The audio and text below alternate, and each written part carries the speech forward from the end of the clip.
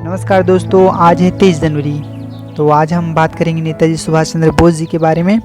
1897 कटक में जन्म हुआ था। आईसीएस की पोस्ट पर 4th रैंक में थे ये, आप लोग को पता ही होगा। उस समय आईसीएस मतलब इंडियन सिविल सर्विस की नौकरी पाना बहुत मुश्किल रहता था भैया, फिर भी उस पोस्ट को त्याग देना, क्योंकि ये क्रांतिकारी थे भैया। अपने देश को आज़ाद करने के लिए निकल पड़े। वहाँ से कहाँ से, लंदन से आ जाते हैं कहाँ, भारत। और भारत में जब प्रवेश करते हैं मुंबई में, तब बहुत सारे लोग उनके स्वागत के लिए उनके सामने आते हैं। और बात करते हैं 1928, उस समय के गवर्नर जब थे ना, तो क्या बोलते हैं कि डोमिनियन स्टेटस देने की बात रखी जाती है। तब उनका विरोध कौन करता है? नेताजी सुभाष चंद्र बोस करते हैं। बोलते हैं भैया हमें डोमिनियन स्टेटस नहीं चाहिए, हमें क्या चाहिए? पूर्ण स्वराज्य चाहिए, मतलब कंप्लीट फ्रीडम चाहिए। तभी होता है क्या? पूर्ण स्वराज्य का नारा होता है। अब 1939 में एक बार क्या होता है, प्रेसिडेंट का चुनाव होता है। उस समय कांग्रेस में थे भैया नेताजी। उस समय गांधी जी क्या था, जोर शोर से था, आंदोलन चलता था। तो उस समय नेताजी की पॉपुलैरिटी भी बहुत बढ़ गई थी। तो एक बार चुनाव होता है, तो उसमें प्रेसिडेंट चुनाव में क्या होता है, गांधी जी की तरफ से खड़े होते हैं सीतारामैया जी। और सीतारामैया जी को वोट मिलता है कितना? 1375। और गांधी जी को भैया 1375 मिलते हैं। वो तो गांधी जी के सपोर्ट में थे सीतारामैया जी। और दूसरी तरफ आते हैं अपने नेताजी सुभाष चंद्र बोस, जिनको मिलता है 1580 वोट। तो ऑलरेडी जीत जाते हैं चुनाव कौन? नेताजी सुभाष चंद्र बोस। लेकिन गांधी जी को अपना गुरु मानता था, तो गांधी जी बोलते हैं कि आप इससे त्याग दे दीजिए, त्याग पत्र दे दीजिए। तो भैया नेताजी सुभाष चंद्र बोस थे, अपने गुरु मानते थे गांधी जी को, दे दिए त्याग पत्र। आप लोगों को पता ही होगा भैया, नेताजी कई बार जेल गए, त्याग पत्र दे दिए, कांग्रेस से नाता टूट गया भैया उनका। तो फिर शुरू होता है उनका लीडरशिप माइंड। और उस समय का दौर था द्वितीय विश्व युद्ध का समय था भैया।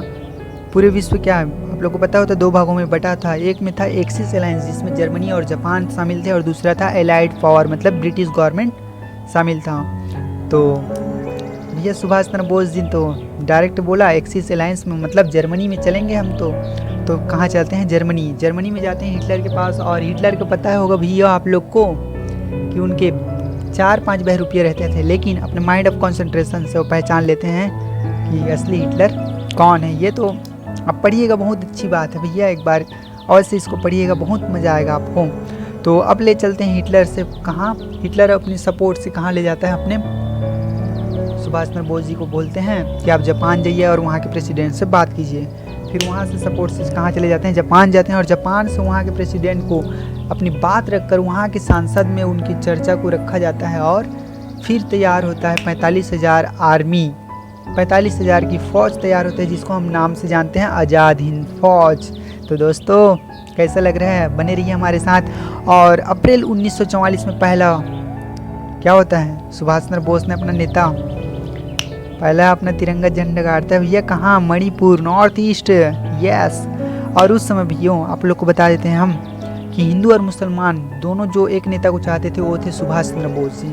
अगर आप लोग को एक और बात बता देता हूँ, अगर उस समय अगर नेताजी सुभाष चंद्र बोस जिंदा होते आज़ादी के समय, तो शायद ही पाकिस्तान बनता यार। क्योंकि जिन्ना भी अपना नेता सुभाष चंद्र बोस जी को ही मानते थे भाई।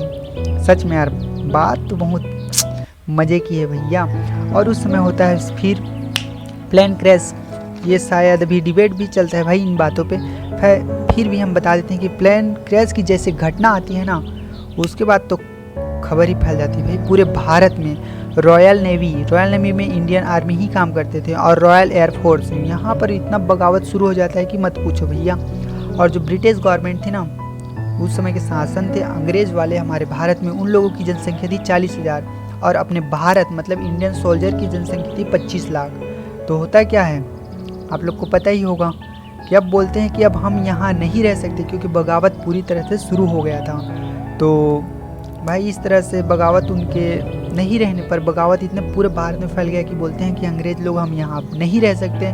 और ऑलरेडी भी आप लोग को पता होगा 15 अगस्त 1947 को हमारा देश आज़ाद हो जाता है, कोई दिक्कत नहीं है। फिर भी एक बार क्लेमेंट एटली, जो कि लास्ट गवर्नर रहे हैं हमारे भारत के, वो जब वापस भारत आया तो उनसे पूछा गया कि भारत की स्वतंत्रता में सबसे ज़्यादा योगदान किनका रहा है? नरम दल वालों का रहा क्या? ऐसा बोल के तब भैया आप लोग को पता होगा।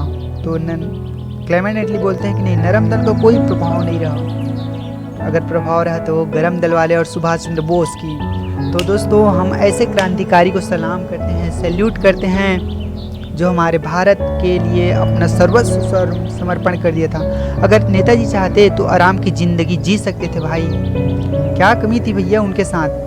उनके पास कुछ भी कमी नहीं थी, उनके पास हर चीज़ तो था यार। इंडियन सिविल सर्विसेज, आराम से कोई दिक्कत नहीं अपना जीवन व्यतीत करते हैं। लेकिन उन्होंने चुना क्या? अपने भारत को चुना भैया। तो ऐसे सैल्यूट करते हैं हम ऐसे क्रांतिकारी को, वीर जनक को हमारा सलाम।